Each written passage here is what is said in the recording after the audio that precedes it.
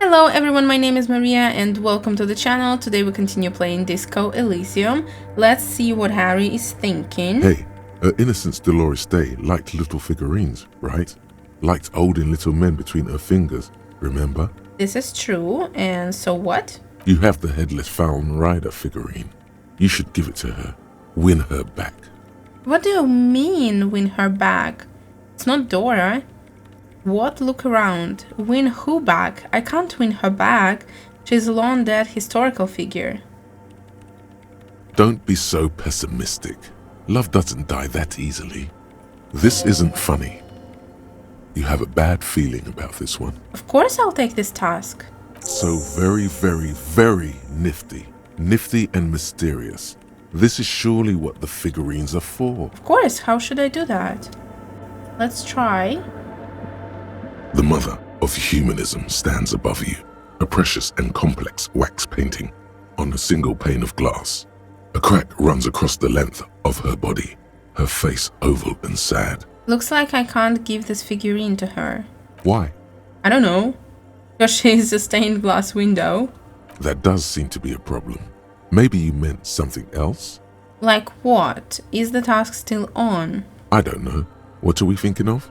Part of your mind has gone on to other things already. But we will do it. Only a strange little sadness remains.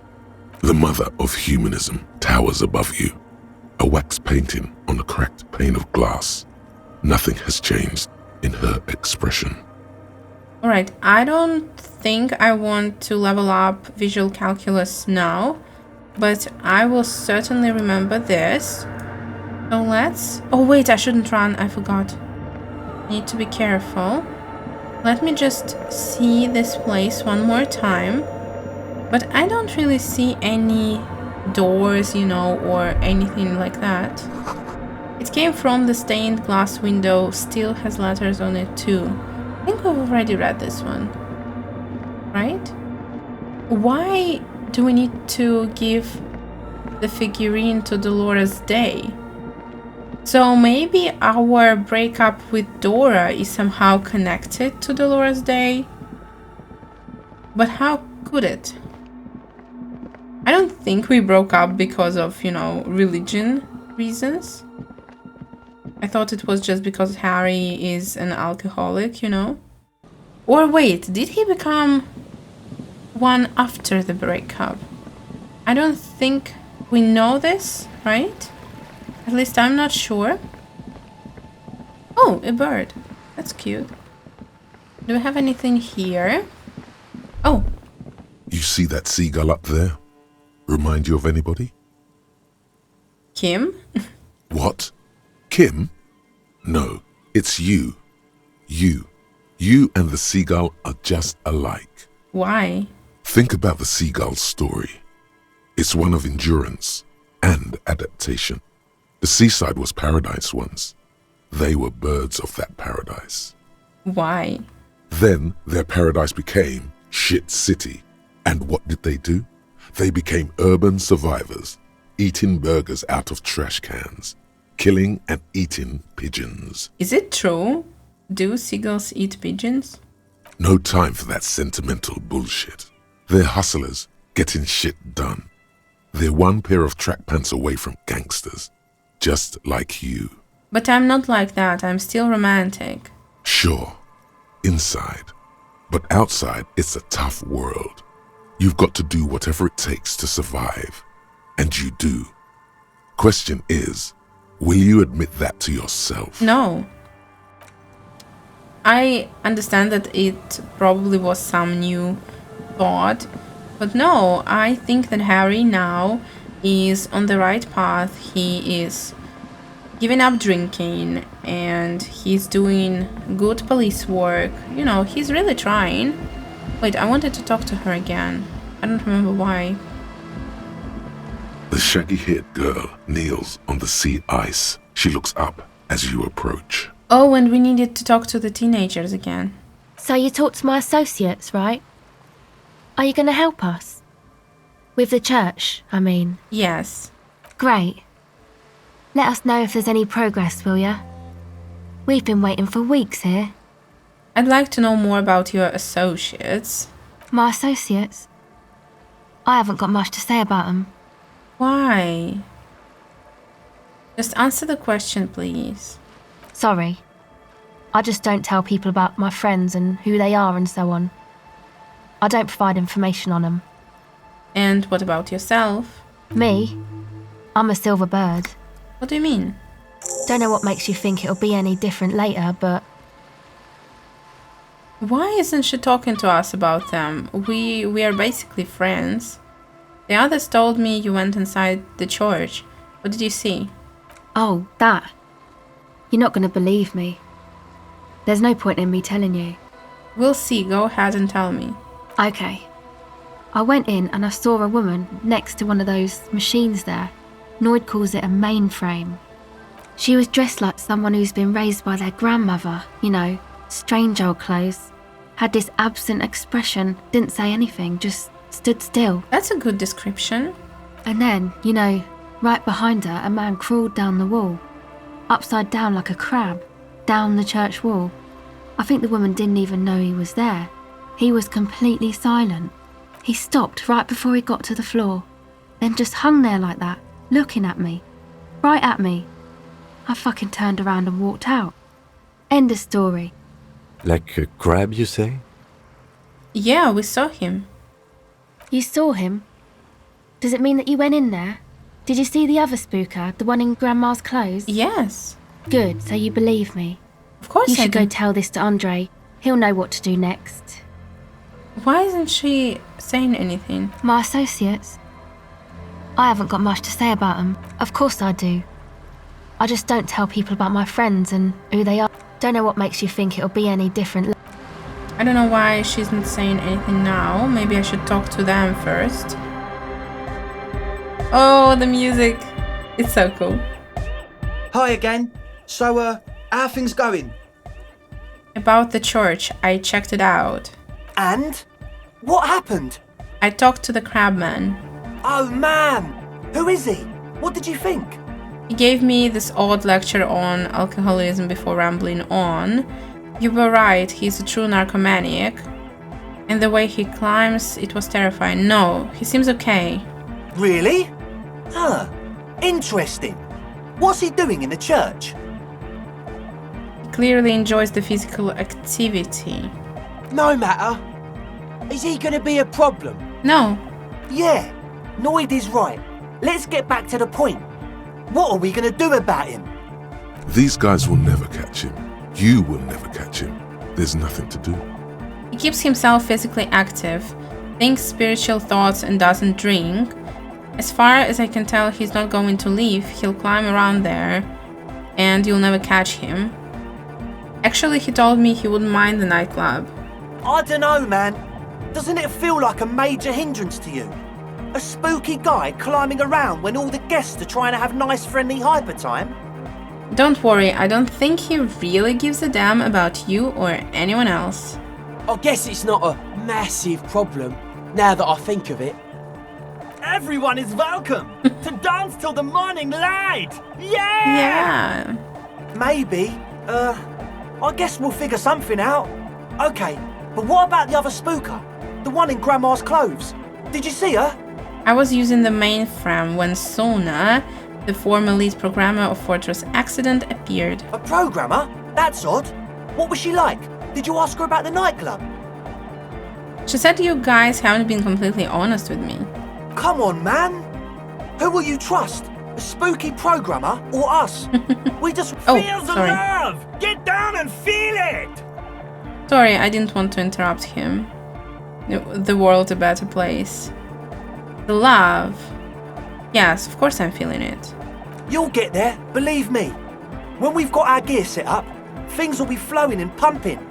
Anyway, now that it's settled, how did she seem? I mean, disposition-wise, about the dance club idea. Ja oder nein? Rocking it or dropping it? She did not like the idea. What a pity! That's my favourite thing in the world! And she doesn't like it at all! A shame. What can we do now? Do you see a way out of this jam? And into a laser-lit future of dance and unity? Unity! Dance! She made it very clear that she won't leave until her own project is finished. And you can't just evict her? Wait, couldn't Acele help her somehow?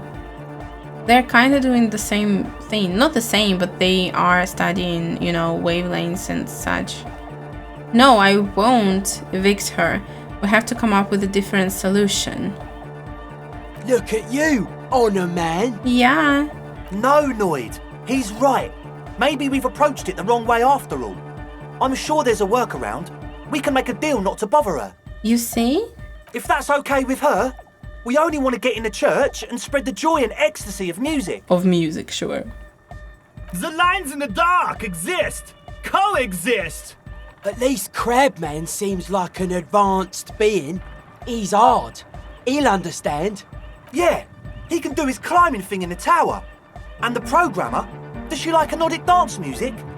She absolutely does not lie. She gets down. I mean, who doesn't? Just listen to the crazy pulse. Wonderful!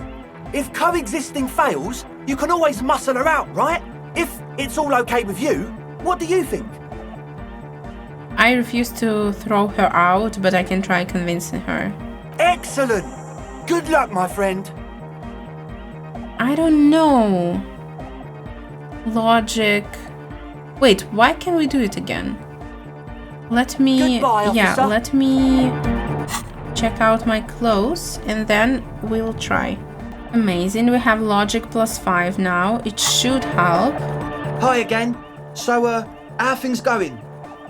42. Nothing jumps out to you. Nothing out of the ordinary. I don't understand why, and you see we only needed 2 more points. Wait, no. Godly 16 versus your total 14. Oh, I see. 6 + 6. Yeah, alright. But Soona said they haven't been honest with me. Haven't they? Or maybe it's that mean programmer herself who's been lying to you. No. How about you get out and breathe? The air in the tent is too thick for you to think clearly. Alright. Goodbye, officer. But I don't understand why this check is so hard. And Kim said something about them using drugs. Or maybe no, he didn't. Hey, can you help, please? Hello again. No? Really? Alright. Let's go back to the church. For a second, I'll just ask the woman to explain something to us. I don't know how to pass this logic test. I know, alright, I could smoke a cigarette, but Harriet is recovering and I want him to be healthy. I want him to be okay. I know it's a video game, alright, but I'm role-playing as Harry and I think he's really trying. It's important for me, guys. Yes, what is it? What if I just forced you to leave? I'm a police officer. What if you didn't have to leave? I talked to Andre, he wants to make it work. I don't want to make anything work. Hold on, you don't want to make anything work? Yes, anything. I don't want to make anything work. Got your message. Good. Oh, suggestion. Convince her to cooperate with the ravers. 97. Please. Easy. When her research is done, she can move out. Listen, about your research, you mentioned earlier that it's not going very well. Maybe I can help? What? No, I don't really need any help with the project. But if I could help you finish the project, then you wouldn't have to live in a church next to Boom Boom anymore. She thinks about it. A glassy look in her eyes. A gust of wind brings more snow in from the broken gallery. It touches her hair. All right. Bring me the game's offsite copy from my old workspace, if you really want to help.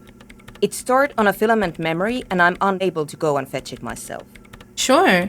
By your old workplace, do you mean the studio of Fortress Accident? Yeah, that's the one. You can get in through the bookshop. You just have to do some explaining to the bookstore lady. Wait, through the bookshop? Do you mean the door I'm trying to open? And where exactly is the off-site copy? There's this giant ice bear fridge in the building's cellar. It's there. Is she really talking about the door? The door I was really wanting to open. Don't worry, you can't miss the bear. It's hideous. Why can't you go... No. What is an off-site copy and why do you need it? It's a backup of my former employer's project, the radio game we were working on. It's stored on a filament memory, just like the one inside this radio computer. She points to the glowing cube. She's making it extra simple for you. Thank you. The backup itself is destroyed now, but I'm hoping to use what's left of it to pinpoint the exact location of the anomaly. You just have to go to my old workspace and get the filament. Yes, sure. Thanks. And here's my Kvalsund multitool. You might need it to hack loose some ice. It opens everything. If you get me the offside copy, then you can keep the Kvalsund. Of course. It hurts a bit for her to say this. She's not too happy to be parting with the Kvalsund. Let's go. It's no problem at all. And I'm really excited. If I understood her correctly, it is the door. Right? Let's go. So we won't talk to teenagers for now. Let me just quickly check what we have here, because I don't want to forget about it later. I don't think we've been here, right? We have so many things to do, really. What is it? We need to talk to a lot of people. These rusty gears used to turn the whole machine. We need to talk to a lot of people, and we just need to do a lot of quests. The building before you housed the engine must have been a big one. You see, we have so many things. I'm a little bit overwhelmed, but like in a good way. This barrel has been recently discarded. It still smells of fuel oil. And this? The chain trails off into the ocean to who knows where. An old door, worn by elements, guards the depot. The wind has blown a sand dune in front of it. The door hasn't been opened in a long while. You see a handle. Unopenable. So we cannot open it, right? I don't think we can because it's impossible. What is this thing anyway? It's military. A service depot of some sort. Used to service what? The washerwoman mentioned a depot up the coast. She said it was for moving ammo and cargo across the bay. This might be it. I don't think we can do it because 20s, I don't think we have anything like that in this game. But let me just try on some clothes and we'll see. Alright, I won't try it now in case I will level up interfacing, but we'll remember this. Also, I hope I will find some romantic spot, because I do want to have a date with Lillian. Do we have anything here? Not really. And this little dot? Cigarette butts cleaned away under a rock. Brand Tumotiri. You take a mental note. Seems important somehow. Is it the brand that we like? Why is it important? Someone's made a campfire here a long time ago. Yeah, I think this is a date spot. A rusted broken control box for the radio relay tower.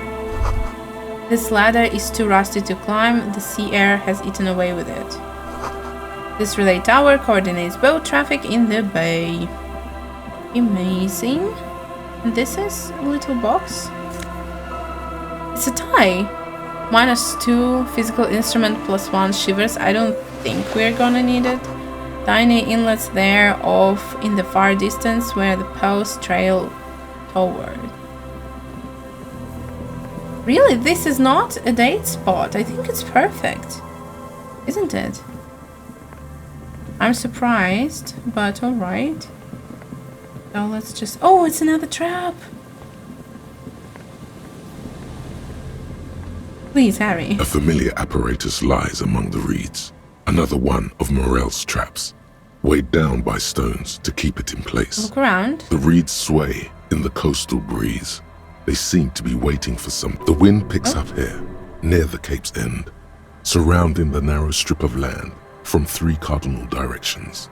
It's cold for this time of year. Reach for the trap. This trap is also full of panicked locusts. No sign of any cryptozoological beast inside. That's a shame. Another empty trap. Let's keep going. The next one is the lucky one. Of course. Yep. The next one has a crab trapped in it. These are just crab traps, you do realize? No. Of course I do, but, it's just a fun little activity. The boardwalk rises to your south. It casts its lone shadow around you, and now we will go. And I wanted to check the phone one more time, by the way. Oh! +1 rhetoric, -1 empathy. It's useful in case we need a rhetorics check, because I don't think we've had anything for that skill. And now I'm going to check the phone with Dolores, and then probably go straight to the bookstore. Yeah, I think that's what we need to do. Let's go. Now it should be an appropriate time. Blood drips from your knuckles to the sand. Drip, drip, drip. It happened a long time ago. A metal payphone under a yellow plastic dome. There's a bitter, caustic taste on the tip of your tongue as you look at the handset. Life is garbage. I don't understand why can't I call her again. She was just busy. This is so strange. Do I want to punch the phone? For some reason I do, because he can't call her back, and of course it's very painful. So yeah, I want to.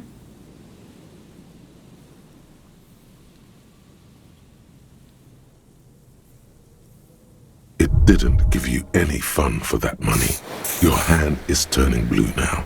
Blood drips to the ground. I think it's good. I mean, obviously it's not, hurting yourself, but I think he kinda needs it. Just, to get a release of emotional pain into physical one. Bent metal. Broken glass. Your path lies strewn with the broken forms of everyday objects.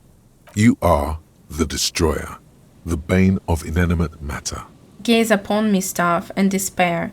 No, I'm just a disempowered individual trying to make my disempowerment out on everyday objects. Yeah.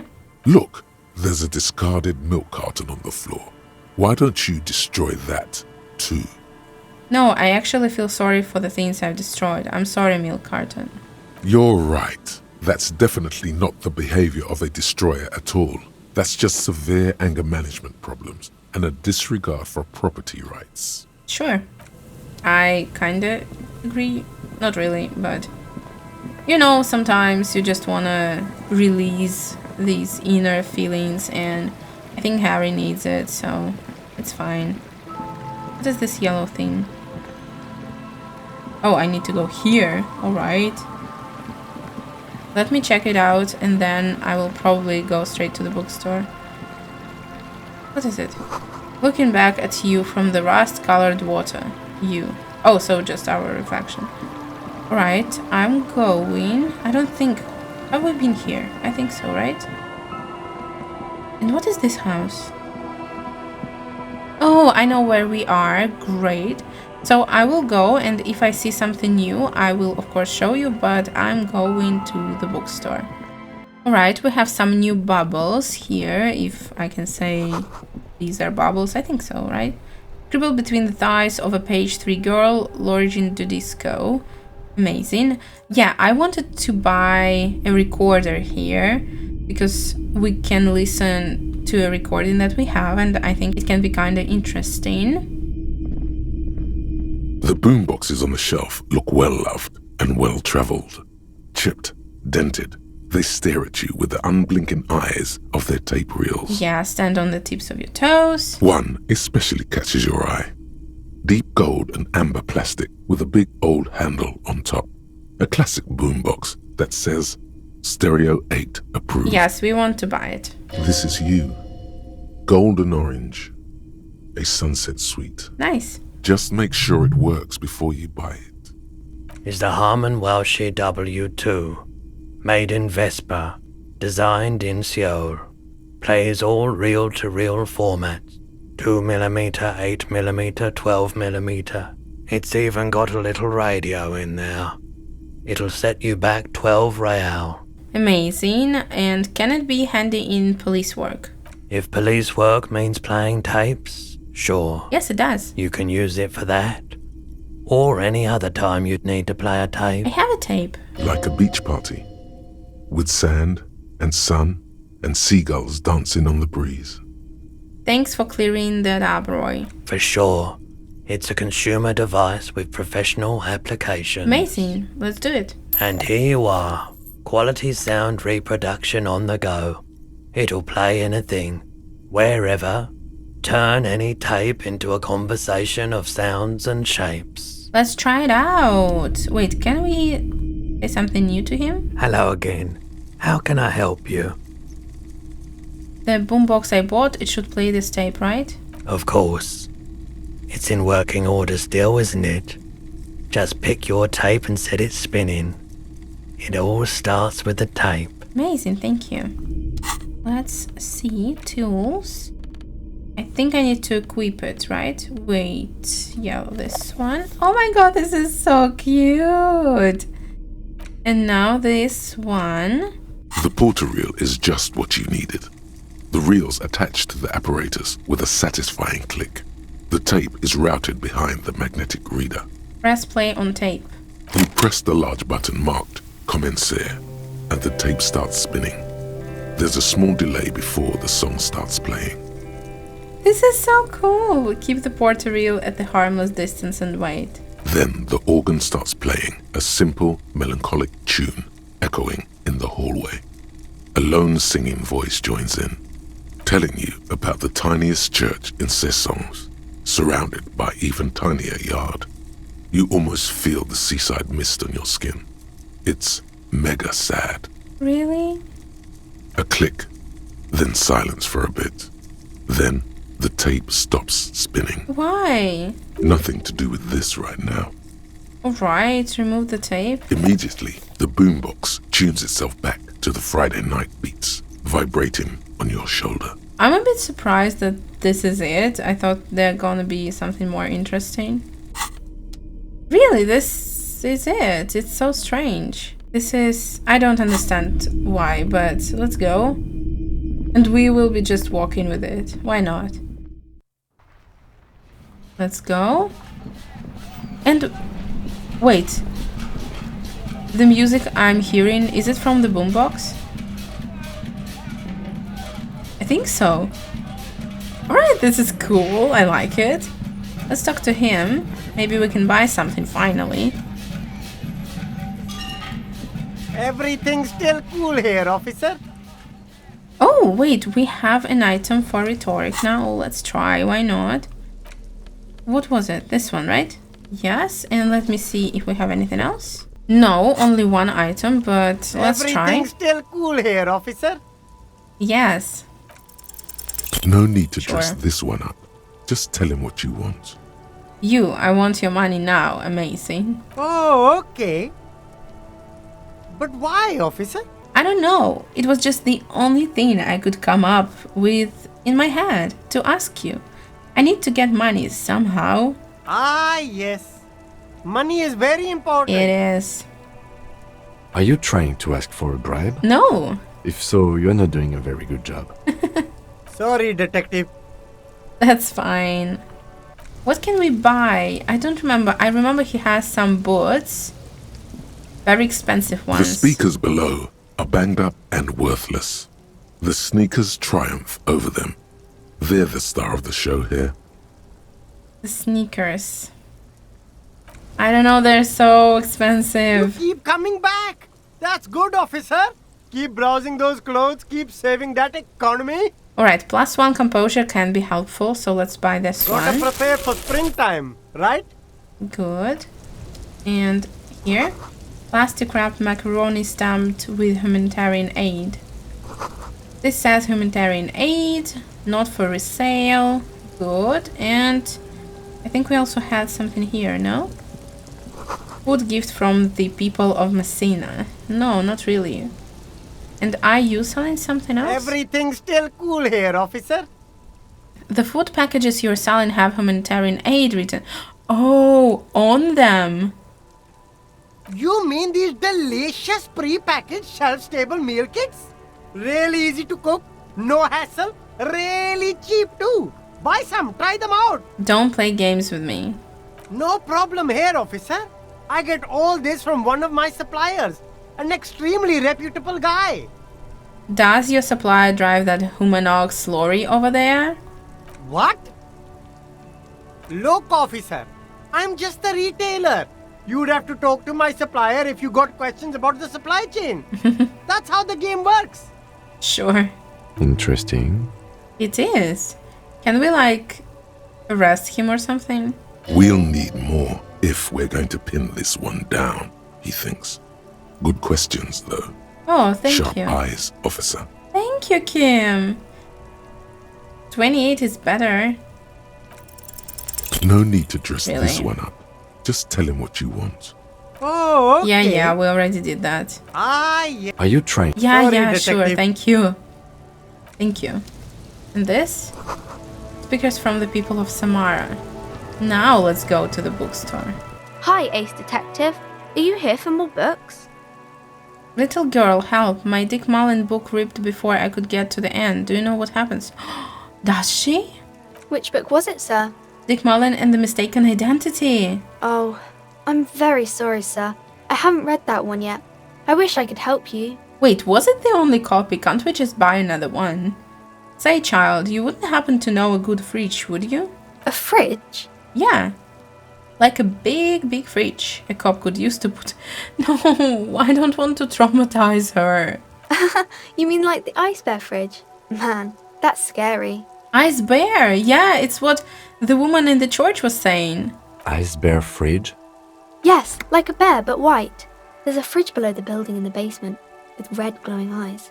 I went back there once, behind the bookstore. Mum doesn't want me to go there anymore. Not that I want to. It was pretty scary. Yeah, because it's cursed or something. And there is a big fridge there? Yes. That's amazing. One more thing, how do I get inside the building? I already talked to your mom, but she's not letting anyone in. She can be pretty strict. You're right about that. I don't really know what to say. You could try sneaking in. She smiles shyly, like she's not sure it's the right answer. I'm sorry, sir. I really don't know. She's so amazing. I like her so, so much. Annette. Anyway. Thank you. Annette. Our just dear friend in this game. Listen, I really need to get in there. You've hurt yourself now. I told you not to mess around back there. What are you even trying to accomplish, you fool? I need to know what secrets lie behind the door.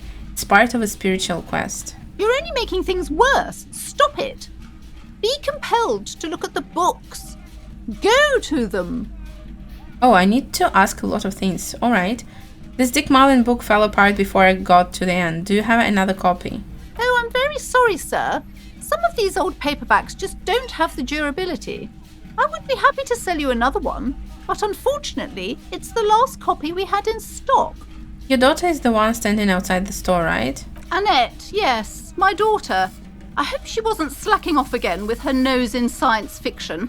Tell me, was she at her post doing her job like a proper girl? Slacking off. She is incredible. Yes, of course. Wonderful. Did you talk to her? Yes. Great. On a scale of 1 to 10, how compelled were you to buy books after talking with her? 20. Her opinion of her daughter depends on how well she lured you into the store. 10. She's certainly very polite and helpful. My precious, her dedication brings joy to my heart. If you have children, I hope they turn out as great as my Annette. I'm here to dismantle the free market and abolish child labor. I guess she's a trooper, alright? She looks like she can take it, but it's actually wearing her down. You know, she's biting her nails. God. I've told her not to do that. It's such a disgusting habit. She'll get over it. Anxiety is a part of life. No, she won't. I mean, she might, but probably not. A part of hers too. Yeah. Clearly. I don't think she can do anything about it. Of course she can't. She can if she has enough willpower. This is what's called growing pains. Life isn't easy. Life doesn't give breaks. This is so triggering for me, honestly, because, you know, I have similar problems and I'm just sick of hearing of willpower. Just, oof, no. Come on, ma'am. It's obvious she can't do anything about it. You are placing an unnecessary burden on a young child. Thank you, Kim. Now, like, plus 20 friendship with you. What you're doing is wrong. Even I know that. That is true, and obviously the will of the market, but maybe make an exception for your daughter? Yeah, actually it's super alright, no. That is true. She stands stiff and severe, silently fuming. 10 or so seconds pass without change.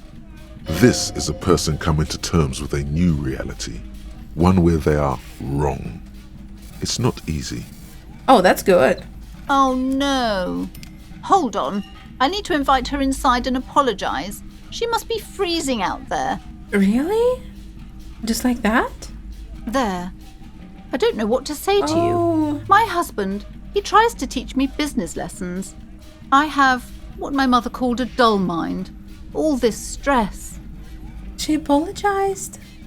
It sounds like both the husband and the mother treat her the way she treats Annette. You're like Annette to your husband and your mother.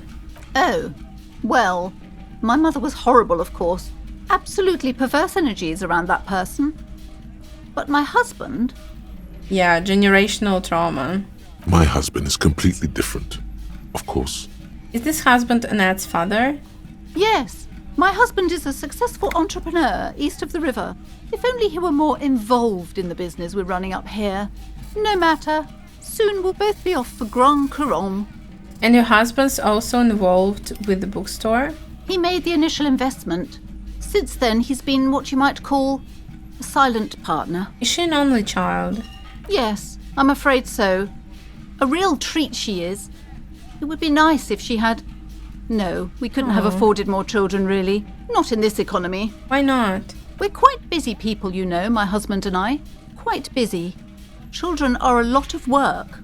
You don't look like a father, so I don't expect you to understand. Hey, that's not necessary. I'm sorry. I'm sure you do understand. She told me she doesn't go to school anymore. She's been too busy helping me here. So she studied at home this trimester. This is a temporary solution, of course. I don't know. Does she want to go to school? I assure you, I of all people understand the importance of education. She will be back in school the moment the store takes off. I don't know. And hell freezes over? Never mind. It's not a good topic to get into.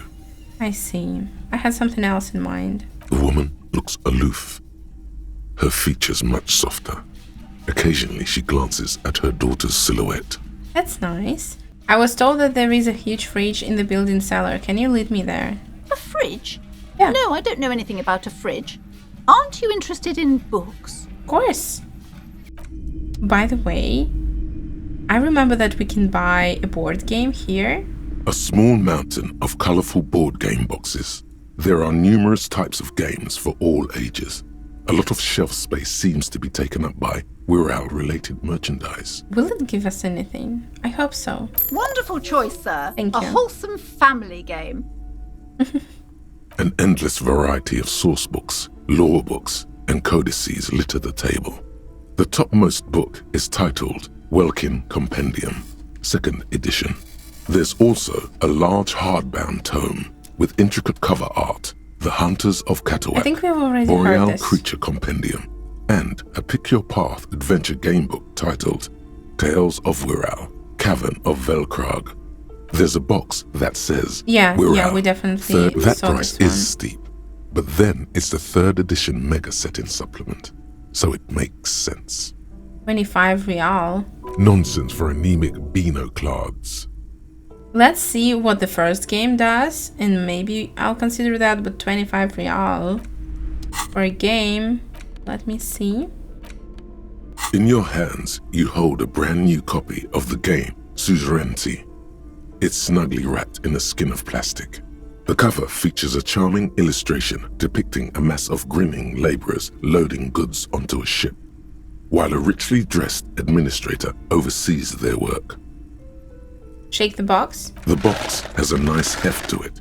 You hear the rattle of individual wooden tokens and feel their weight shifting back and forth. Amazing. What treasures wait in store for you? I don't know. Even before you open it, you can tell that this will be a meaty game of grand strategy and complex player interactions. This is nice. Can I play it with Kim and Annette? Remove the plastic wrap. The plastic wrap rips off as easily as a bodice in a tawdry historical romance. That's an interesting comparison. There's a hiss as the lid slides off. Inside, you find a thick, full-color rulebook and more than a dozen pouches of various wooden components. This is so nice. Read the rulebook. Welcome to Suzerainty, a game of economic strategy for the whole family.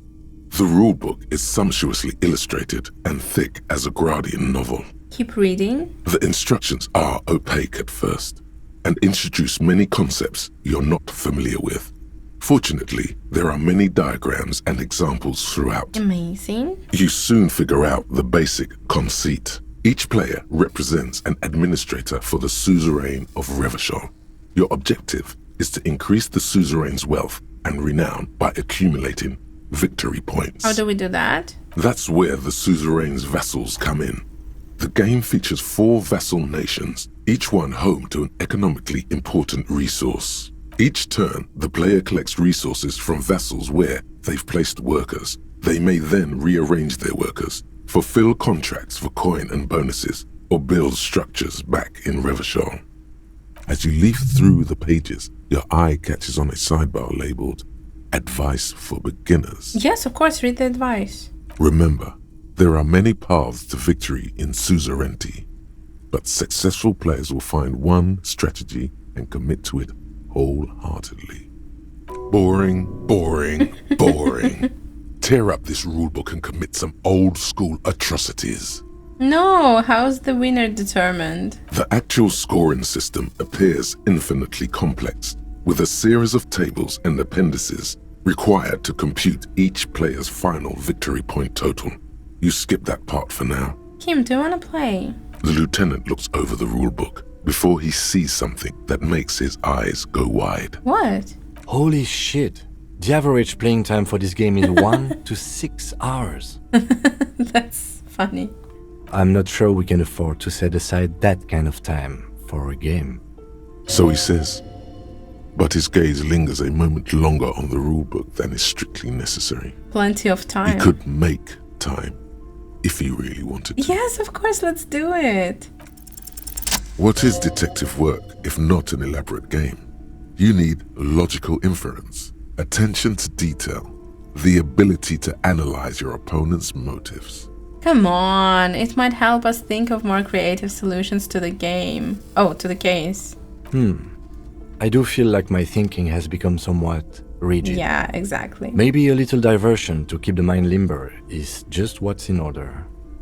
See? He's doing the hard work himself. All he needed was a little nudge. He just wants to play with us. This is so cute. Alright, you've convinced me. How do we play? I read the rules already, I'll show you. You explain the basic setup procedures to the lieutenant, who seems to be a quick study. You each take your bag of tokens and counters and unfold the board between you. This is so cute. Oh my god, I love this. In the center is the crown of Revachol. Radiating outward are her colorful vessels, each one supplying some raw material desired by the suzerain. Apricots from Safre, archaeological treasures from Ilmarat, sugars from the Seminine Islands, and magenta cocaine from Supra Muindi and Sarah Really, Maritza. magenta cocaine. There's also a neat little log to keep track of your progress in case you need to put the game away and return to it later. Wasn't this the game for, the whole family? The lieutenant goes first. He draws a contract card and moves several of his workers to the Safre territory of the board and the others to the Seminine Islands. Alright, so he wants apricots and what? And sugar. All right, detective. Your turn. Yeah. You have a few options available to you. Will you try to fulfill contracts right away or rearrange your workers to maximize production on future turns? Of course, future turns. Remember what the rulebook said. You'll want to choose a strategy early on and stay committed to it. I want to let my workers rest for a while. What? It's the very beginning of the game. Your workers haven't even done any work yet. Okay, make them work a little, but not too much. That's more like it. You produce a handful of archaeological treasures and a smattering of other resources. Meanwhile, the lieutenant spends 2 of his sugar and 1 of his apricot tokens to complete his contract card. He is rewarded with 4 coins and a round wooden token that he places in the center of the board. We're so gonna lose. That's a market. It's worth 2 victory points. Kim, can I do my first turn over? I think I messed up. Lower silently. The lieutenant returns your baleful look with a satisfied grin. Glancing over the board, you see several possible strategies. Pressing more workers into service would increase your economic output and help you to survive a possible conflict with the lieutenant. Or you could ignore your labor supply and focus on fulfilling contracts for points and resources. No, I'm not ignoring anything. What do? Press more workers into service. Using your powers of persuasion, you convince more workers to join your cause. Amazing. After several turns, your worker tokens greatly outnumber the lieutenant's. Yay! A vast army of expendable labor is at your command. Gaze on your workers like a harsh but proud deity. Too bad investing in your workers just isn't worth many points. What do you mean? Take a look at the scoring tables in the back. The lieutenant turns to one of those appendices you skipped over earlier. Oh. You see in Table 8C that investing in territorial infrastructure multiplies your final victory point total by 1, which is to say not at all. Whereas erecting monuments in Revachol gives you a multiplier of 5. So you're saying I fucked up? Yes, precisely. Now it's the lieutenant's turn to respond. He moves aggressively onto the Safre territory. Soon, his workers are producing a steady supply of extremely valuable apricots. Of course. How can you let the lieutenant dominate you like that? You need to hit back, and hard. Half-Light, we're just playing. For several turns, you struggle to respond to the lieutenant's burgeoning apricot empire. Eventually, you relocate the majority of your workers to Supremawindi and Saramaritsa, where they begin producing a bumper crop of cocaine tokens. Of course. You draw a new contract card. According to the text, there's an aristocrat willing to trade a large supply of cocaine for a number of coins and access to a rare bonus. Amplified music worth 7 victory points. Yeah. Oh yeah, baby. Cocaine and rock music go together like cocaine and rock music. You've reached a critical strategic juncture. How do you respond to the lieutenant's aggression? I think rock and roll, right? It takes several turns, but you slowly begin accumulating the cocaine necessary to complete the contract. When you do, it practically rains cardboard coins on your side. Amazing. Feels good, doesn't it?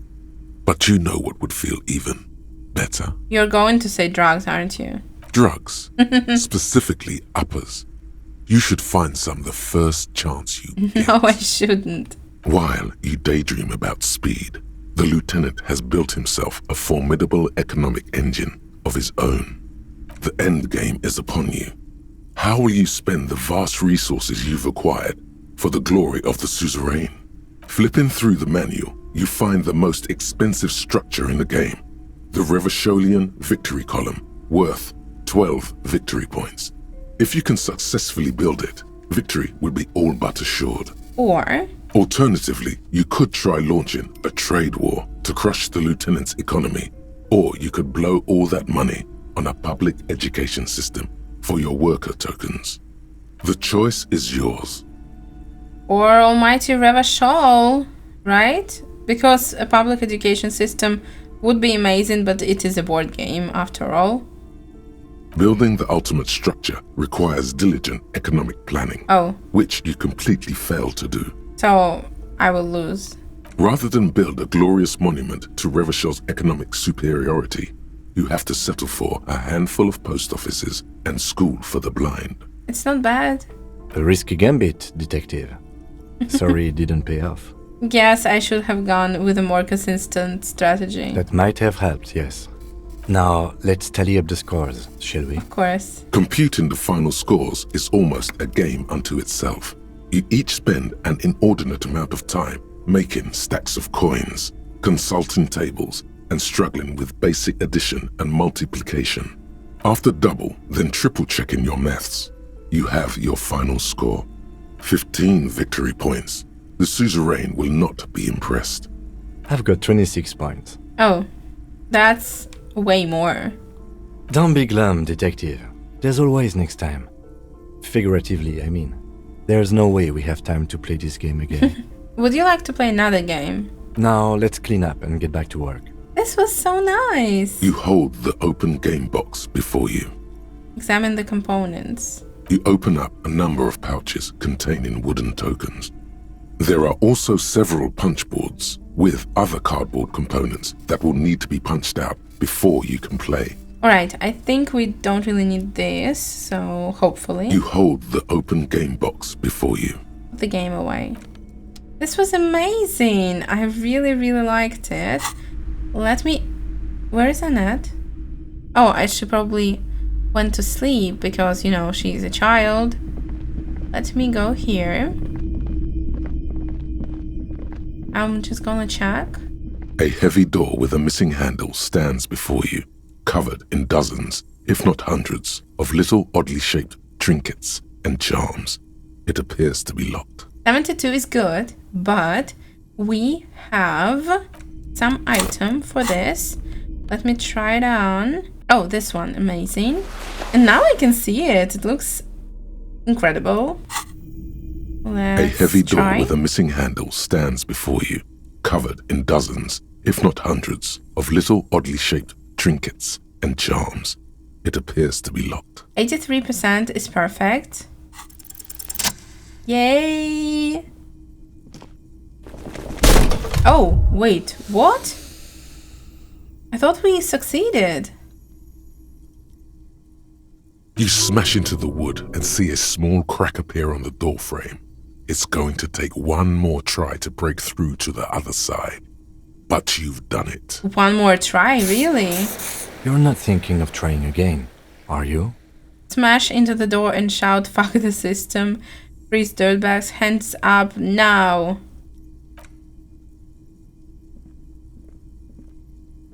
We can do it. This is incredible.